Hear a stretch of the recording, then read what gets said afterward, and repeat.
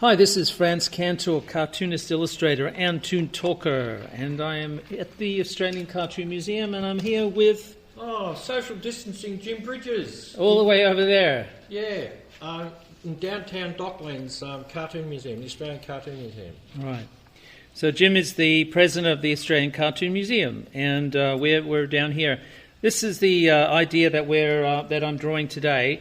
It's of a cartoonist, a famous cartoonist, that I'm not very, very familiar with personally, but it's the guy that's responsible for Duckburg and all of the world of Donald Duck. So everything to do with ducks. And Uncle Scrooge. Yeah.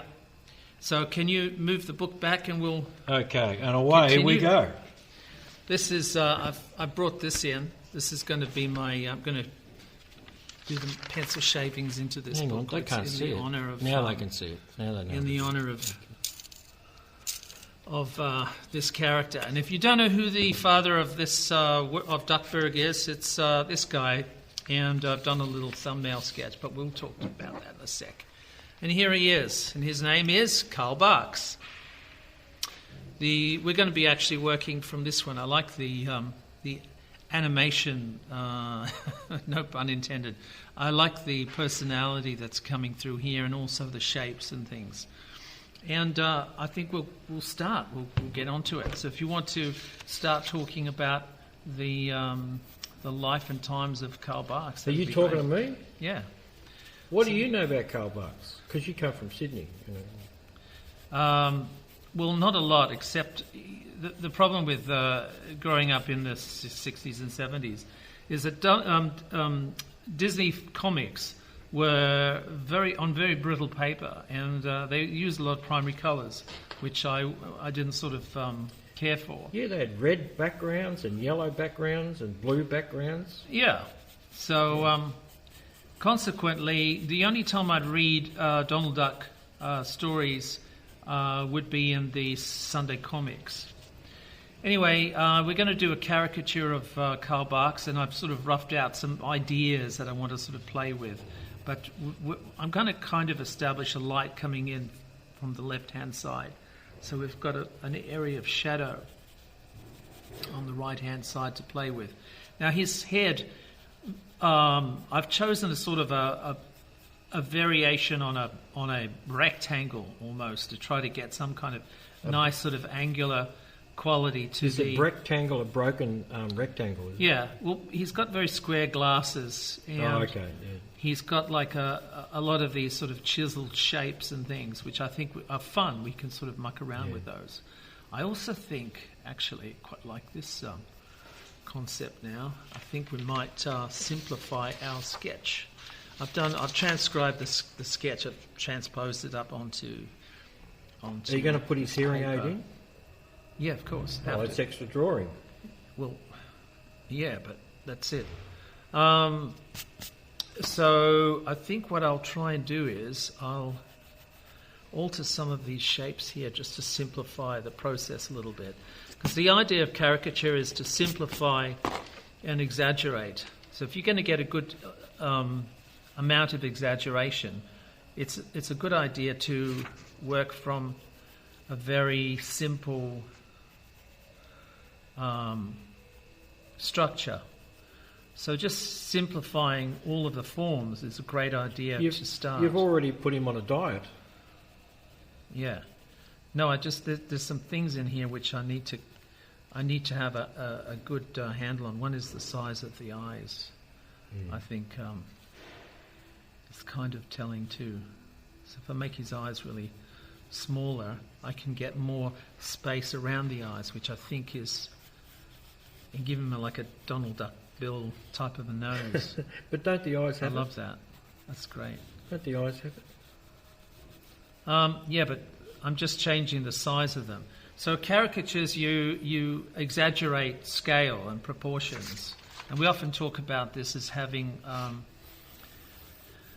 an emphasis in like the facial features area, which is like the mask or the T-zone, this eyes, nose, and mouth zone area. This is your primary area of focus. This is where you're focusing all of your details catching all the little nuances of wrinkles and contours and shapes and things on these little features within this area. This gives it more recognizable meaning. Of course, the shape I've actually altered quite a lot. I've changed the shape of the parameters. I've moved the goalposts, so to speak. So this is something that is typical of the ability of caricature to be able to, draw within a new context, draw within a new framework, and try to push yourself and get some kind of recognizable features that you can work with. Okay, he was born in 1901. Yeah, so he lived to be 99 years old. Yes, and he died in 2000. He was. Yeah. You had a thing you said about people regard. Why did he live to be so old? Well, a lot of those guys who did animation with Disney and other companies, they lived to be quite old. I mean, that's why there was that book out, Disney's Four Old Wise Men. Yeah. About the animators who were passing on their. It's about their stories. So passing on the information, and they called them the old men. And the four old men. Yeah, but they were old. Men. That's the story of Jesus. What, old men? The old wise men. They're not the wise men. They're just the old men. Ah, okay. Anyway, yeah. Well, what? Let's start. Yeah. Okay. So, Will Eisner called him the Hans Christian Andersen of comics, and he was, when they started the Will Eisner Comic Book Hall of Fame, he was one of in the inaugural 3. He was one of them. I don't know who the other 2 were. And for many years, because Disney had a policy not to write down the credits who did the drawing, people could tell his drawings from the other artist, and they called him the good artist. The good artist. The good artist, or the duck man. The duck man, yeah. Yeah. And then I think in the 60s, fans found out about him, and then they spread it through the fanzines and all that sort of stuff, so he became, his name. He was outed. Outed, yeah. He was outed. Anyway, as a kid, he walked to school for a couple of miles, and his first school, there was only 8 to 10 students, of which he was one of. And he grew up in a rural setting, farms. Yeah. And he did a lot of farm work. But he had ill health. He had ear problems quite early. And in the picture, he's going to have an ear. Hearing aid. Yeah, hearing aid, yeah. His early influences, I mean, he always drew, but he was basically a farm labourer, Yeah. And he had no ideas of getting into that sort of stuff. He was just going to be a farmer, Well, he's a wonderful drawer, and the fact that I'm not surprised that he had like a hard childhood, because it kind of tends to, internalise you. The drawing process itself is quite takes a lot of time, an awful lot of time. It's not particularly hard, I don't think drawing is a hard task. It's just something that you have to persist with. So it's also a mental process, is that what you're saying? Yeah. So, in other words, like with you personally, but with you personally, how much time do you think about drawing? All the time. I can't not think about drawing. So when you look at something in the street... I draw it in my head. Yeah, or you think, the best way to draw that is this way. Yeah. Occasionally I get really passionate about a subject and want to paint it, and then I realise I can't paint it in the traditional sense, because, it's a pain in the arse to set up oil paints and things. I'm not sort of set to do that at the moment in time anyway. But yeah, I do get very passionate about subjects, and it's a thing that it happens every day, happens every single day. So his abilities are representative of dedication, but the dedication's fed by the passion. Well, he was pretty isolated as a kid, because they lived on a property, and the closest neighbour, which he didn't have much to do with, was about half a mile away. Yeah. Was that and- a dog or a No, duck? it was a bloke who owned a farm, you know. Yeah. And he had a brother, but they didn't get on Real- apparently. That's a little duck And then joke. when they shifted, they shifted around the countryside. Then they went to the city. He was just amazed at crowds, and he just spent all that time looking at them. And he talked about watching the cowboys come in because it was a cattle Drive. His father had a cattle farm, I think. Oh, okay. And he'd check out all these cowboys, and he just loved all their rough talk and Yeah. the way they were and all that sort of stuff. But he used to sketch and stuff, but he wasn't. He was always going to be a farmer, you know.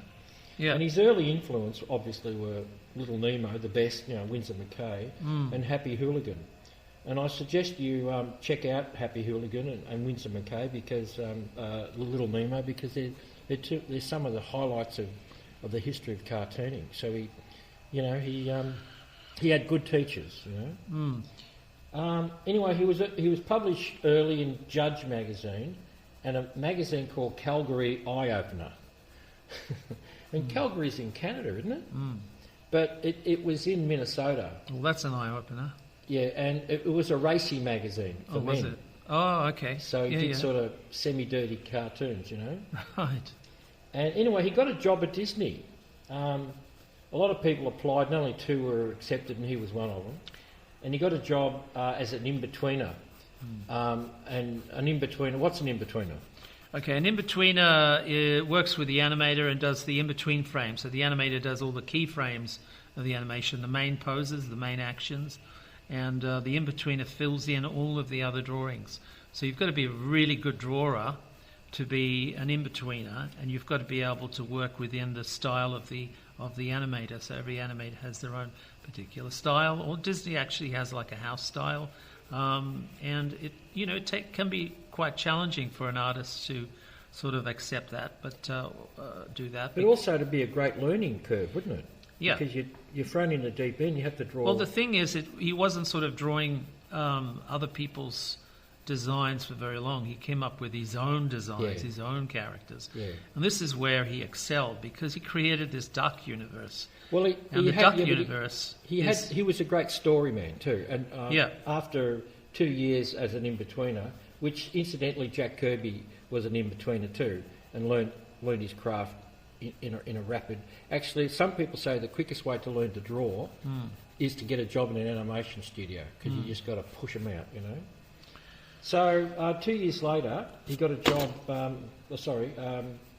2 years later, he was transferred to the story department because he kept on offering gags, and they used him. And then they put him in the story department at Disney. And he was there for a few years, but then in 1942 he quit because he had sinus problems with the air conditioning at Disney, But before he quit, he moonlighted on a comic, which was a Donald Duck comic called Donald Duck Finds Pirate Gold. And it was the first Donald Duck comic created for comics, because prior to that they just had reprints from strips and stuff like that, newspaper prints, Anyway, he tried to set up a chicken farm, which was disastrous. And I think he had health problems, and he thought, I'll do the chicken thing, And of course, the comic sold really well, and they asked him back, and he got a job with Western Publishing, who I don't really know their relationship to Disney, but Disney didn't have a publishing arm in its... It does now, but it didn't then. So they did Disney stuff. Anyway, so over 30 years he worked for him, and he did 500 stories. That's a lot. And he was even working into his retirement because they got him back because no one could do the stuff he did. And honestly, I grew up with him, and he was just the ant's pants. He was the top. He was terrific. He was absolutely terrific. And even though in Australia he was published in those weird total primary colours, which were probably the most primary coloured comics ever produced. It was interesting paper. It was glossy. So it was the only comic. It was thin and shiny. Yeah, thin and shiny. Yeah, it was a total different experience to Marvel to all comics. The other comics. So that's right. Yeah, and even to the English comics, they had glossy paper, but it's more like magazine style. Yeah. This was brittle. This paper was actually quite... It made a noise when you turn the pages. like metallic paper. It was weird. Yeah, so... Yeah, like so that sound. He, Yeah. he That was invented the whole of Duckbird, Uncle Scrooge, Duckbird. Gyro Gearloose, the Beagle Boys, the whole concept of Junior Woodchucks. So because the Beagle whenever they Boys are dogs. So the world was populated by dogs and ducks, and that's it. Nothing else. Correct. And why was this? And, well, hang on. Did he Goofy is a dog. Goofy is a dog, yeah. Oh, gosh. He is a dog. Yeah. He's a dog. And he also has a dog, And they used to have... which that's is right. Pluto. No, Mickey has Pluto. Yeah. Goofy never had Pluto. I think you find that... Pluto! I think Hey, you'll Pluto, find Pluto. that Goofy used to take Pluto out for his daily constitutions. Oh, okay. I can't imagine Mickey picking up Pluto mess. All the world owes me a living. Yeah, it's more like... you learn things every day. Hey Goofy, this is your job. He's your dog. Anyway, enough of that particular subject. Huey, Louie and Dewey were always got into fantastic scrapes with Donald and You know the thing that... and Uncle Scrooge, and the Huey, Louie and Dewey always would check when everything was out, they were going to die, there was no way out of it. They'd check their Junior Woodchuck manual, and they'd always get out of everything. And they were the kids were the ones who were the real heroes of the comics. Yeah. And I wonder if he was influenced by the Connecticut Yankee in King Arthur's Court, because... Was he a duck? No, but in the film, Bing Crosby's just about get killed, and he looks at his almanac. Oh, the Junior Woodchuck. No, they didn't have it though. But it was and like... he predicts, he says, I'll blot out the sun. And of course he knows that at 12 o'clock when they're going to knock him off, that there's going to be a total eclipse. So I think that little bit influenced him, because they had solutions for everything. So I mean, it's like the Scouts, and the Cubs. Yeah, and the Cubs. But it's sort of more gritty, more like who's MacGyver? A MacGyver for kids. MacGyver for kids. Yeah. So the thing that I was struck by with Karl Barks is that the stories had this beautiful, adventurous tone to them. Oh yeah, and they were epic. You could they actually were wonderful. Get a kind of an idea of history by reading the stories. Vasco da Gama and whatever, all of these little tales that he'd tell you. Yeah, they were always after treasure, because you see, their Uncle Scrooge. Ducks. Their Uncle Scrooge was greedy.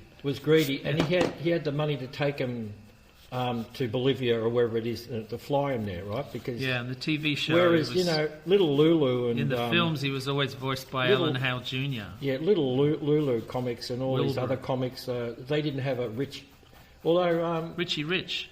No, well that's God. Don't talk about him. God, I mean, I love Richie Rich. So they had this great. They could tear off anywhere around the world.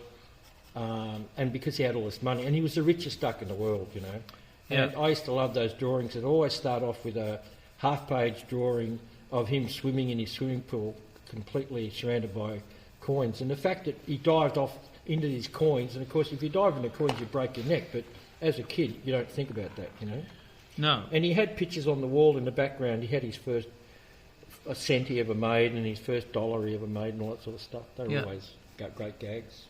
Anyway, he invented all these characters. Majika Dispel, who was like a witch. Gladstone Gander, who was this guy who had all this luck in the world. He was always finding things, And John D. Rockerduck.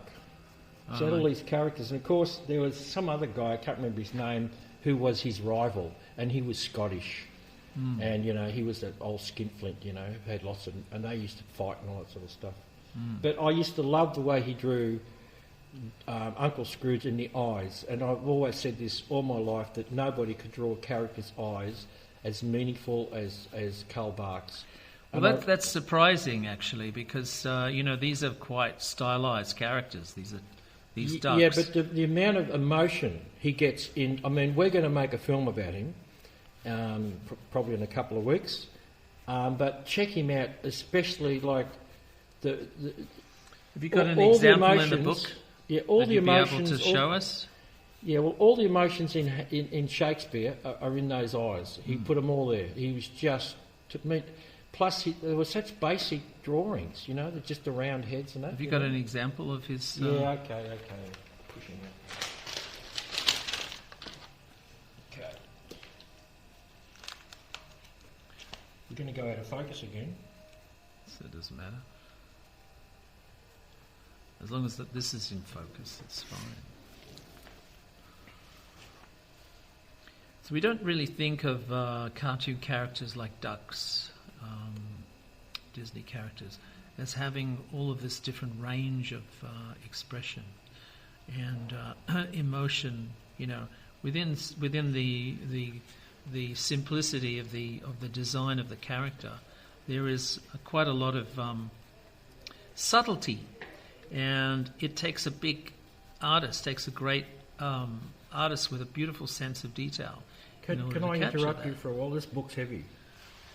Yeah. Okay. Where are we? So here you have the angry face of Donald. Yeah. And you have the three different expressions on Huey, Louie and Dewey. And this he's in so much trouble it doesn't matter. Look at him, he's despair plus. And then he snaps out of it with this extraordinary... Is that on camera? Is that on camera? This extraordinary enthusiasm. And then you have the boys. Look at them. Look, the different eyes. It's just, I mean, it's not, you know, I can't think of... Anyway, I just think that he was able to show... I love these colours. If I'd seen these colours, I would have read more Scrooge. And the other thing about this book is that it was recoloured for the book, and have a guess who did the colouring? Ledger. Peter Ledger, the Australian artist. Yeah, who the Ledger Awards are named after. Wonderful. Yeah, because they had these subtle colours, whereas we didn't. Beautiful watercolour. I mean, that was of all. Course, airbrush. That was all yellow. The background was yellow or red, complete strong reds. You know. Yeah. And the back cover, the gutters were all red. All the. It's wonderful. So he also did these beautiful paintings. Yes, which I'll talk about. So let's. If I see that.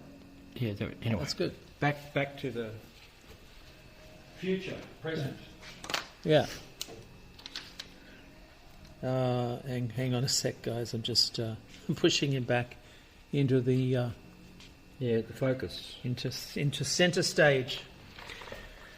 All right. So the paintings are very, very highly prized by collectors. So when he retired after 30 years of doing 500 stories, he contacted Disney, and because at this stage, you know, comic cons and conventions were opening up, and he was, you know, he had all his fans and stuff, so he got permission off Disney to paint these characters and sell these pictures, and he started to get commissions.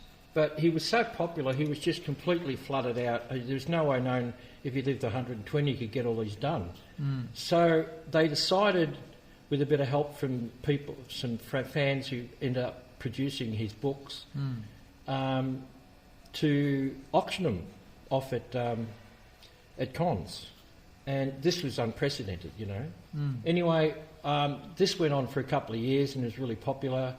And people were really proud to have these things. And then some fan actually started ripping him off and selling high-quality prints, and Disney got hold of that and stopped him. Anyway, people were really upset about this, so all sorts of people who had a lot of clout contacted Disney and told them, this is really important, you shouldn't, you know, these are one-off, and he's caused you all this... success in the comic book thing, because they were the best comics. They were just terrific. You know. So they relented, but in that period when he couldn't do Disney things, he did things about Asgard, and he did sort of fantasy paintings and stuff like that. He still was popular, but you know, everybody wanted a Uncle Scrooge or a Donald Duck, you know. And they were beautiful pictures. So Yeah, what else we've got here? We've got any other notes here? We've got, Comics Journal, which is like, well, what? It's the last word, the first and the last word in comics, really. It's a great run. If you've ever never checked it out, check it out. It's got in-depth articles about, serious articles about all the people in comics. They had a hit parade of the top 100 comics, right?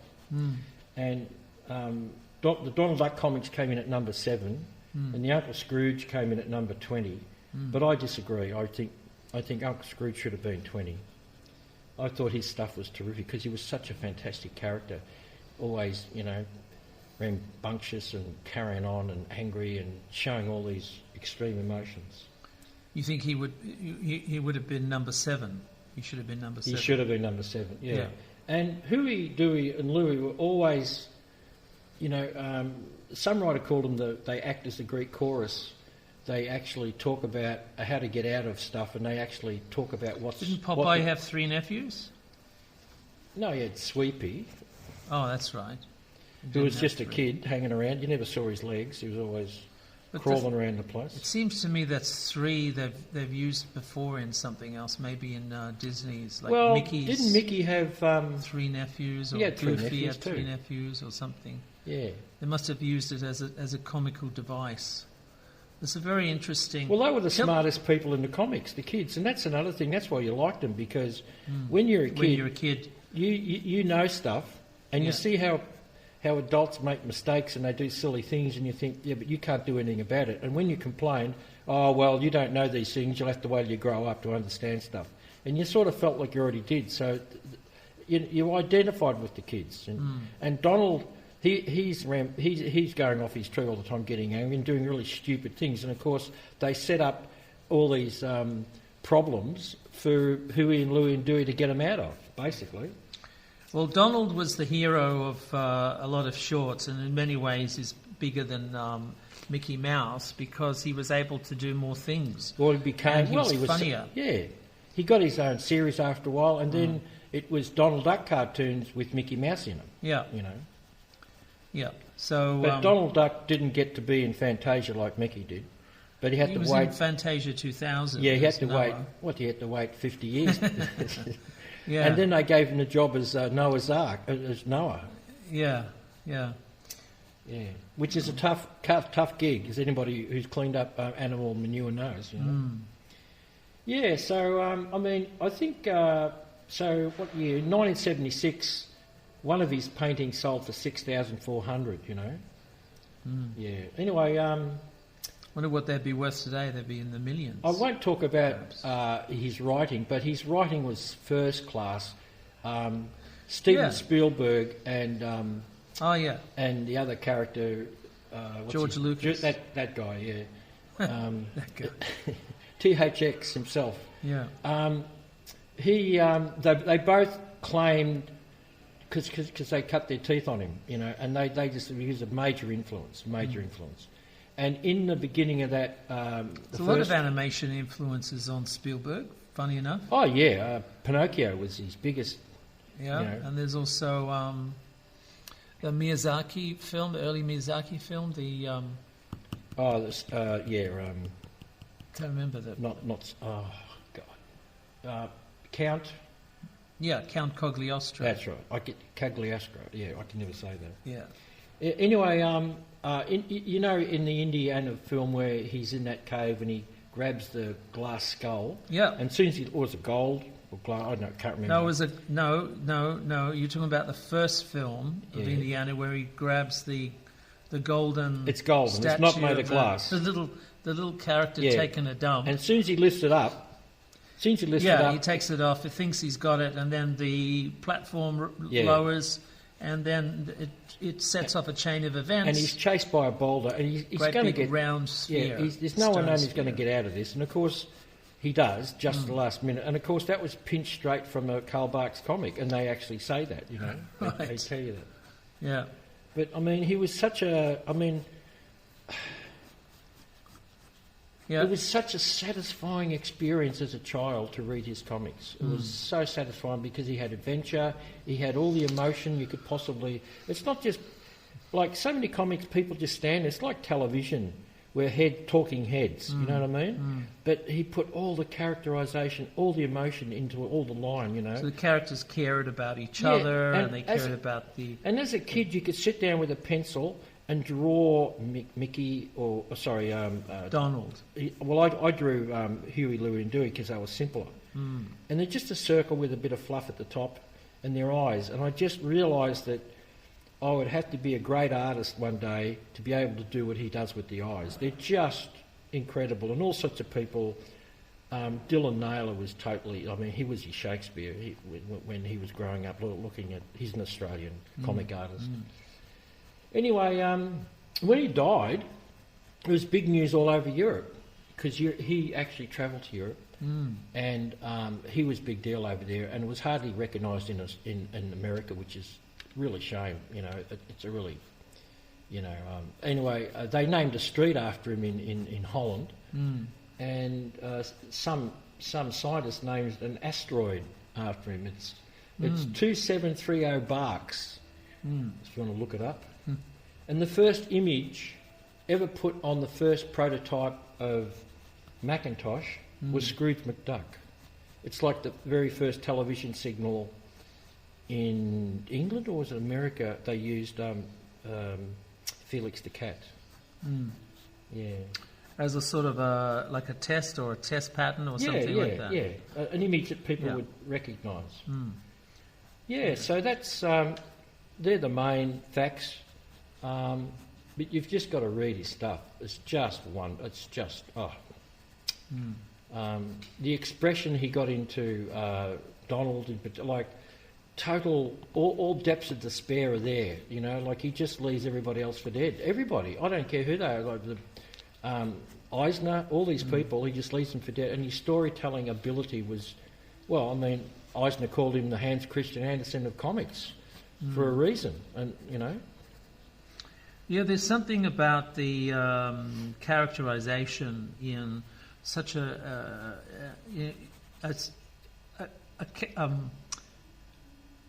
animation-friendly design, a character that looks like they're jumping off the screen. You know, they have that level of fidelity to the screen character of Donald and Uncle Scrooge and all of the rest of them.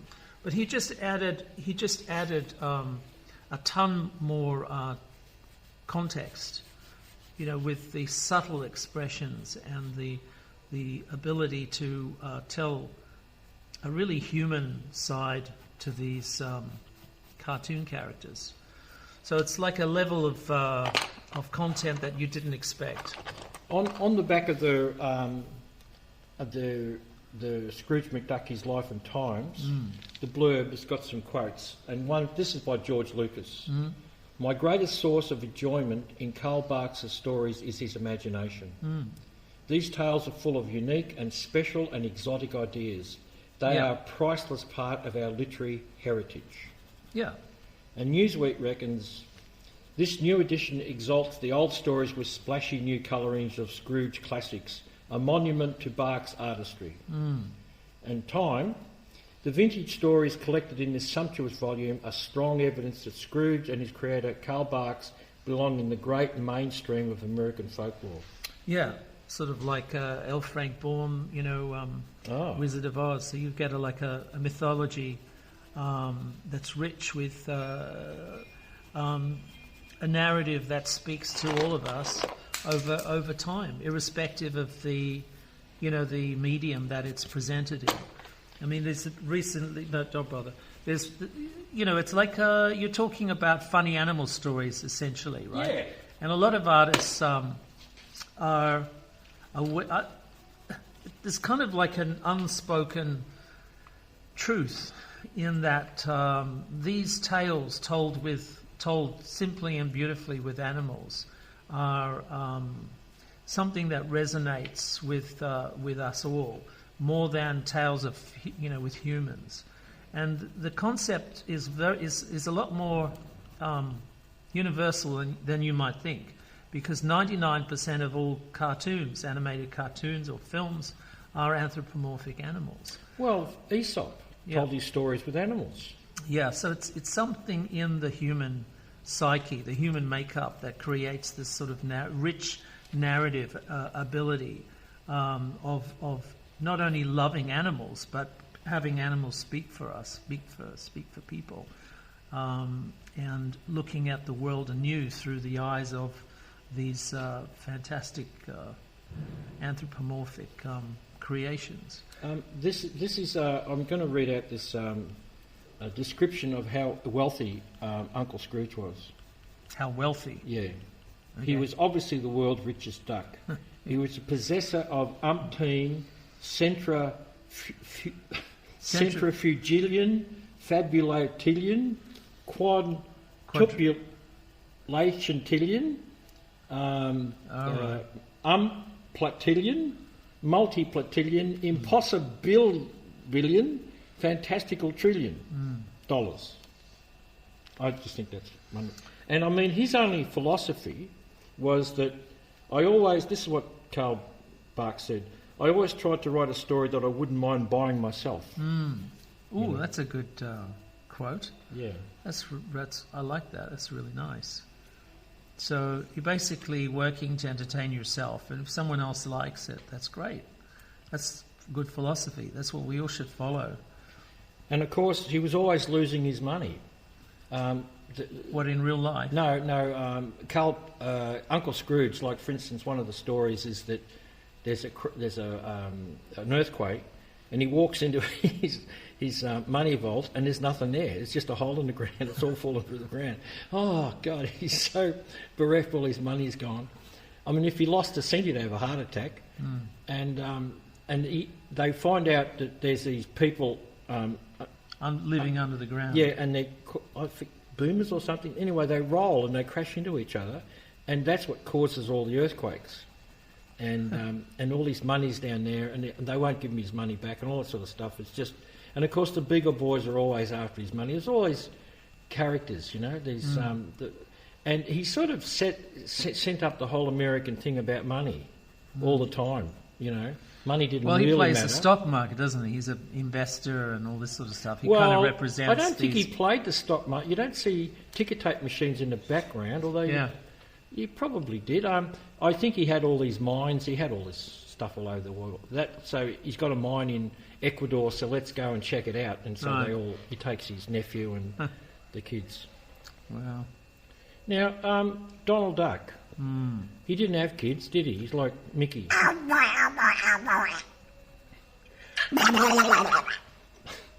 So Donald is one of the most interesting cartoon characters that ever existed, because you can hardly make out what he's saying. He's so aggressive and so angry, and that makes him so human. People love the fact that they can let go of their own emotions through Donald, and actually swear and curse and do all these things that he can get away with, because it's in his own specific tongue.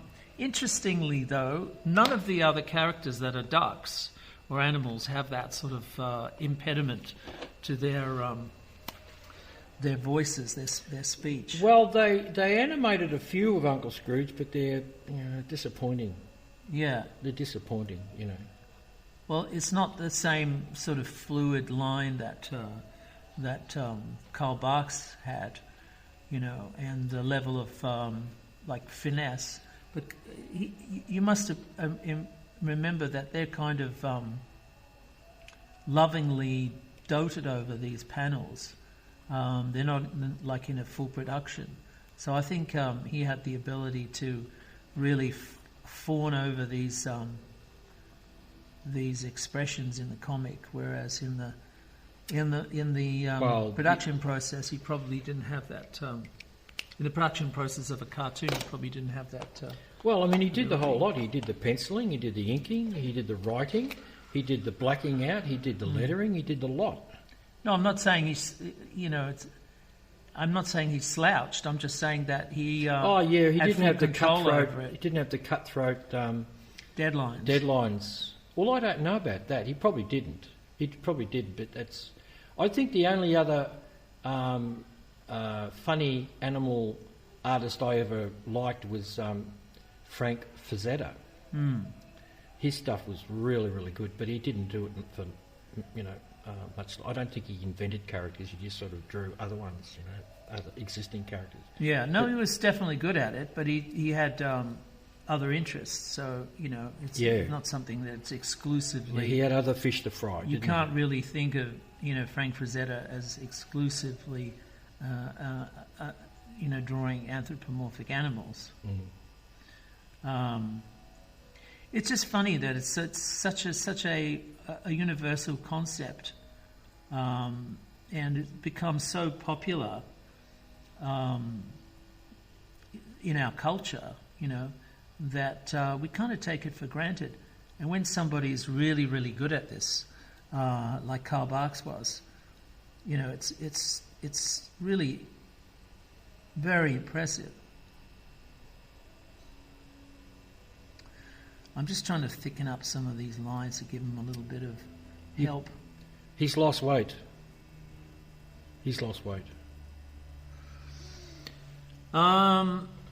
I'm just focusing on some of the important shapes that I feel that are The T-zone. more relevant.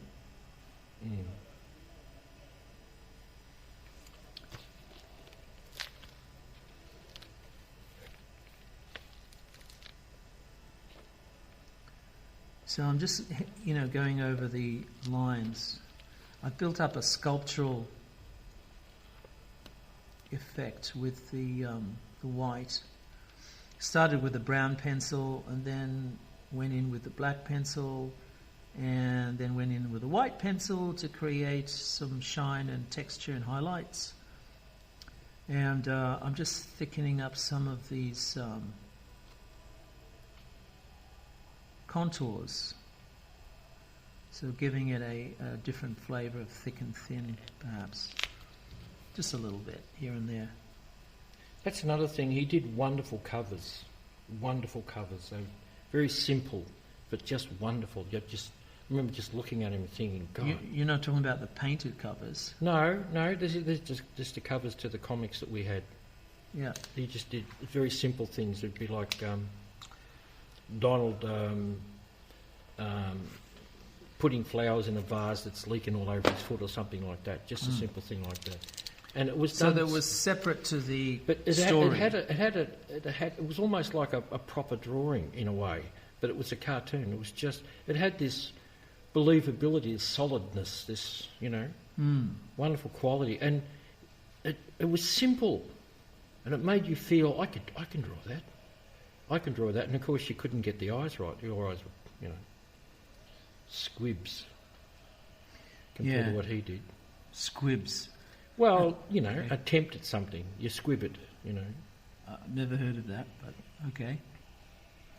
Yeah, I like the window in his nose. The trouble is that's now been taken over by Mr. Gates, hasn't it? Been taken over by Mr. Gates as a symbol. For windows? Yeah. Well, actually, I think when you do the reflection like that, you have to curve it. Yeah. So then you won't get in trouble for copyright breach. Right. I don't mind getting into trouble. Really? They had. So you reckon they'd object to the windows? No, I'm just saying. Whenever I saw reflections. Right. In cartoons, they looked like Dutch windows. No, they were always curved. Oh, were they? They were curved, yeah. They weren't straight lines, they were curved. I've curved the cheek. Yeah. Yeah, so he's you want to talk about his painted covers, because they're the things that kind of stand out for collectors, don't they? I liked them, but they didn't have... I mean, I liked them, but I don't know if he'd passed it or what. They just didn't have the same. I mean, he was a great storyteller. It's in all his work. And he would cram more detail into these pictures than he could in an ordinary cartoon panel. Yeah. But it didn't make them better somehow. I don't know. That's just me. That's just me. The thing that struck me, though, is you never see... but the thing is, when you have an original painting, like or even like a really high-quality print, it looks like a high-quality print because he was a good painter. But it's just that, to me, it's the best stuff were the comics. They were just... And I've still got every comic of his. I mean, I've sold all sorts of things over the years, and you get married and you get rid of things and all that sort of stuff. But I've never given away the Karl Barks. They're sort of sacrosanct, So do they? You keep reading them? Do you read them again and again? Yeah, every so often you start reading. I mean, you pick it, you pull it out and you're looking for something, and then you sit down and 5 hours later, really, I'd better go to sleep. That sort of thing.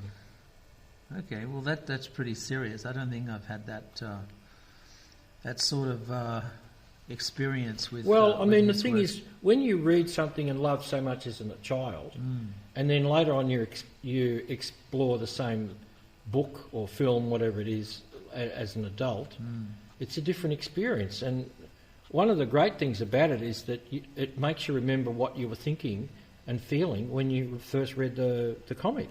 Oh, that's interesting. Well, it does, It's a bit like you haven't smelt a choo-choo bar for 40 years and then you smell one and, it brings back all sorts of memories, Wow, okay. Oh, did you hear the good news? They're bringing back Polly Waffles. They're bringing back Polly Yeah, Waffles. Will they take Freddo Frog as an exchange to get rid of Freddo and bring back? You things don't like Freddo Frog? No. Bring back things. Well, he came in caramel. He came in white chocolate. Yeah, maybe that was the problem. Ah, I think he didn't. I don't think he went to dark chocolate. I don't know. As a kid, when my uncle turned up with Freddo Frogs, he was terrific. Really? Oh yeah. Okay. I used to flatten out the Used to get Bertie Beetles. I think they had a. Oh, they came later. Honeycomb. Yeah, they came later. I had an experience when I was a kid. There was this drink company in Sydney. It was in Melbourne, actually, Tarax. Yeah. And they used to sell drinks in Sydney. And they had some of the best flavours, which you couldn't get in any of the mainstream Shelley's or Schweppes or Coke. They had creaming soda. Creaming soda. Creaming soda. Yeah, that was the best. I mean, there's all sorts of people who've tried to do it since, but they had orange and lime. The orange was good. It was a tangy one, like Fanta. Why are we talking about their lemonade was the best. Their lemonade was the best. The comics, the Karl Barks comics, until they actually put out years later the collector's editions of the comics and then recoloured them. They never had any sort of appeal to me. That was all sort of lost because those colours, those primary colours, were so bright and they interfered with the line work. I couldn't see the line work properly. Yeah. Like when you're looking at all that red in the background and all the... Because, obviously colours have psychology and they affect you. Well, the thing that struck me, I don't know about the psychology of the colouring that they use, but the thing that struck me was how it hid the line work, and I didn't like that. I just didn't appeal to me at all to have something that was so poorly printed that you couldn't see the artwork.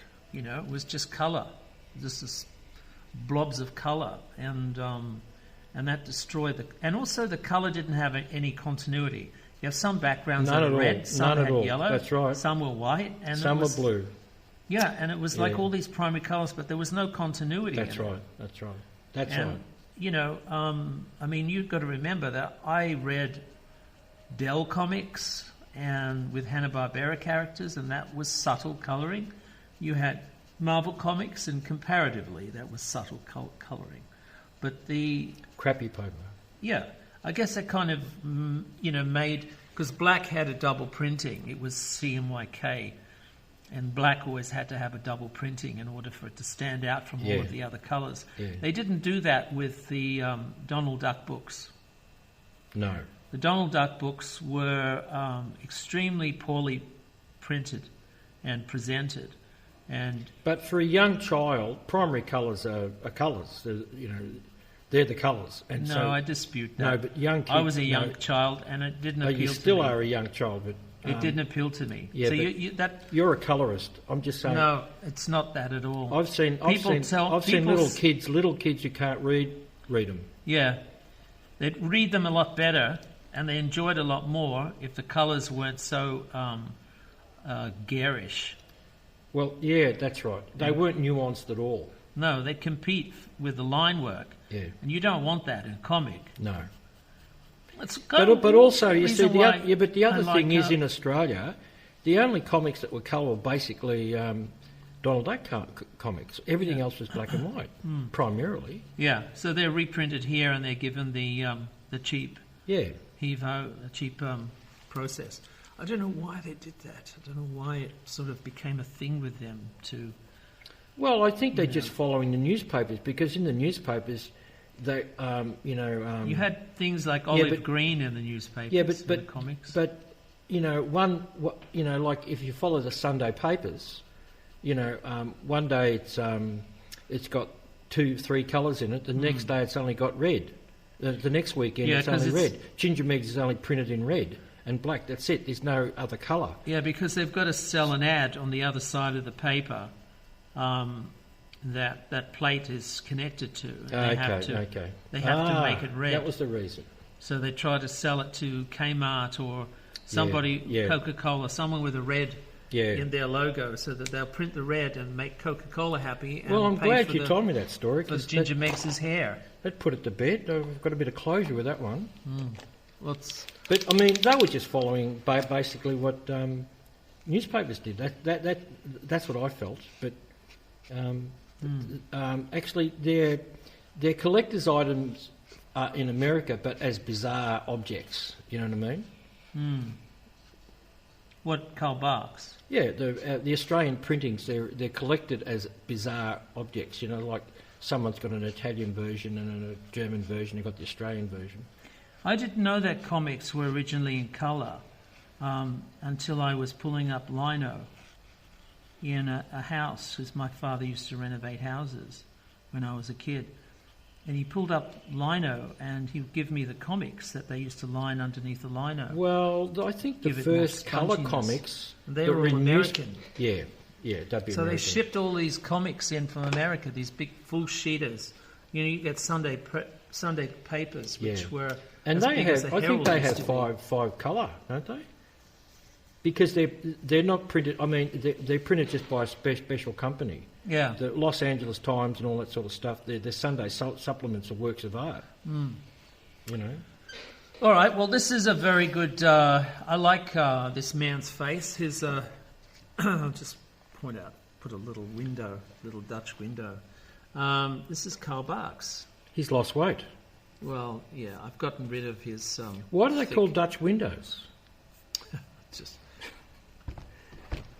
We'll have to talk about this another time. And Dutch tilts, Yeah, Dutch windows, Dutch tilts. What does it actually... He sounds like a gangster. What does it all mean? Dutch tilt the gangster. It sounds weird. Yeah. So anyway, this is Karl Barks, and this is... This is Jim Bridges. And this is Frantz Kantor, and I will catch you... on the flip side. On the flip side. Bye-bye.